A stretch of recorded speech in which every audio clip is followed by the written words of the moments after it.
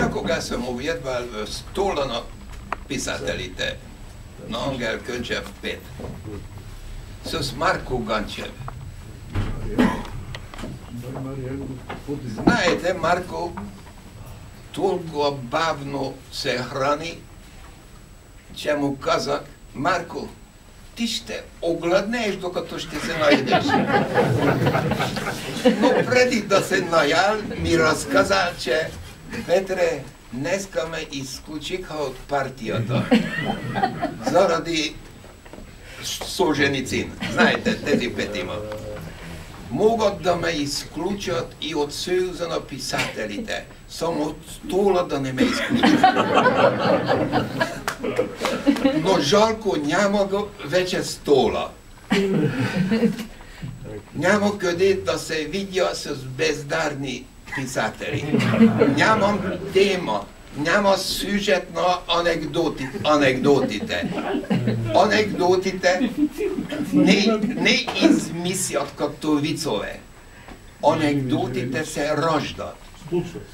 Случва се, без да искаш.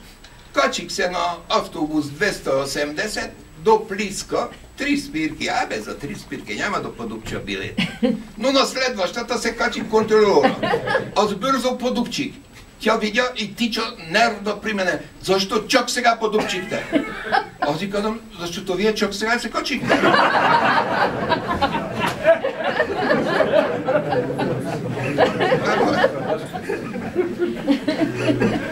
Анекдотите се раждат.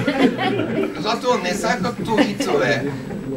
Не са както изсушени цветя. Те имат аромат. Цвети аромат. Но ако няма стол, дълго време имаше кафене на Мария.